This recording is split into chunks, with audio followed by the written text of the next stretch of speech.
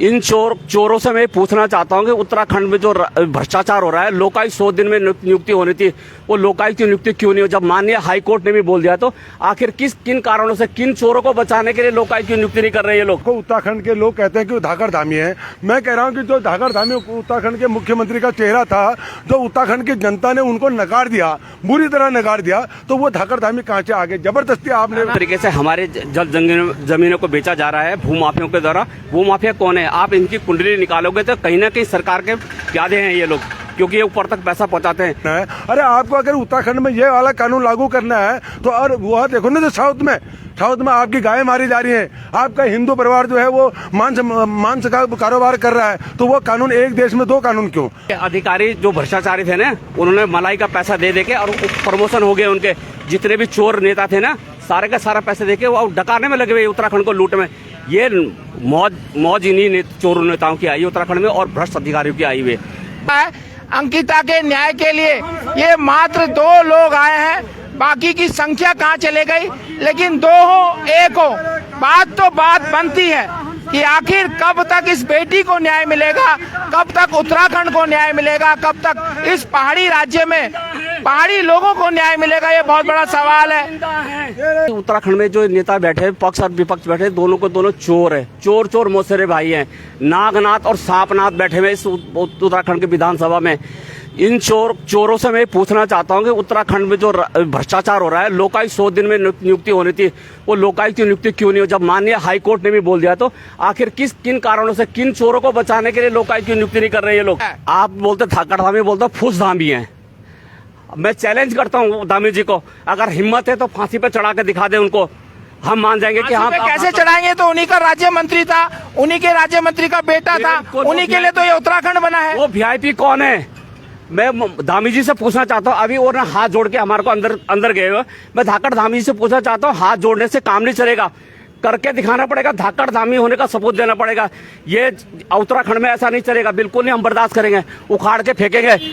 अब यहाँ पर इतने बड़ी अभी दुर्दशा है कि देखो उत्तराखंड के लोग कहते हैं कि धाकड़ धामी है। मैं कह रहा हूँ कि जो धाकड़ धामी उत्तराखंड के मुख्यमंत्री का चेहरा था, जो उत्तराखंड की जनता ने उनको नकार दिया, बुरी तरह नकार दिया, तो वो धाकड़ धामी कहाँ से आ गए? जबरदस्ती आपने। आपको लग रहा है कि जो धामी जी हैं वो वाकई में सरकार चला रहे हैं या हाई कमान के पपेट बने हुए हैं, पपेट कठपुतली बने हुए हैं? आज तक तो ये कहते थे कि मनमोहन सिंह जी देश के प्रधानमंत्री थे, वो एक रबड़ स्टैंप है। मैं तो कह रहा हूँ कि धाकड़ धामी भी, उनको खाली नाम दिया गया है धाकड़ धामी का, वो भी एक रबड़ स्टैंप है। जैसा केंद्र की सरकार उनके पीठ में हाथ थपथपा के उनके कान पर कहेगी कि ये कानून लागू होना है या नहीं होना है। अरे आपको अगर उत्तराखंड में ये वाला कानून लागू करना है तो और वो देखो ना, तो साउथ में आपकी गायें मारी जा रही हैं, आपका हिंदू परिवार जो है वो मांस का कारोबार कर रहा है, तो वो कानून एक देश में दो कानून क्यों? अगर इनमें दम में है तो जब आपके 2017 में जब विधानसभा चुनाव थे, आपके मैनिफेस्टो में भी था कि हमारी सरकार आएगी तो 100 दिन में हम लोकायुक्त दिलाएंगे। अरे भाई, आपका तो दूसरा कार्यकाल भी शुरू हो गया है, 3 मुख्यमंत्री भी आपने बदल दिए हैं, तो आखिर आप ये क्यों नहीं कर रहे? अगर तुम धाकड़ हो तो उत्तराखंड में, राज्य में ये यूसीसी ज्यादा जरूरी था या गांव का विकास ज्यादा जरूरी था या स्थायी राजधानी गैरसैंण ज्यादा जरूरी थी? क्या जरूरी है?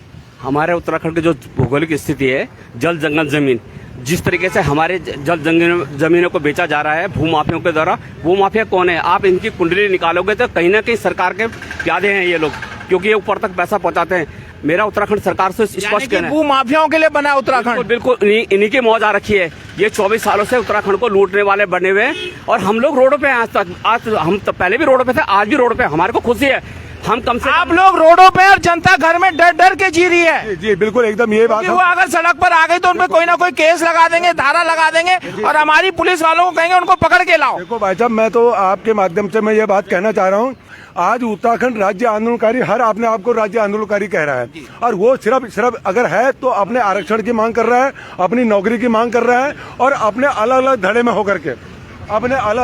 होकर के भाई साहब थोड़ा सा अपनी आवाज रहने दो हमको, अपनी आवाज दे रहे हैं हम लोग। उत्तराखंड राज्य आंदोलनकारी हैं, हम सदन के अंदर नहीं जा रहे हैं, हम यहीं पर अपनी आवाज किनारे हो जाते। कितना किनारे हो जाए? वहाँ नाली में घुस जाए क्या सर?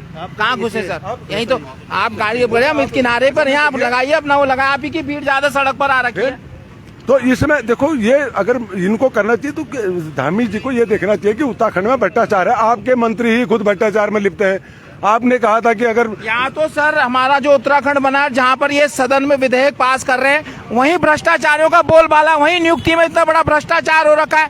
2002 से लेकर अब तक की जो भ्रष्टाचार हुए हैं, सारे नियुक्ति भी भ्रष्टाचार में मिली हुई है। अधिकारी जो भ्रष्टाचारी थे ना, उन्होंने मलाई का पैसा दे के और प्रमोशन हो गए उनके।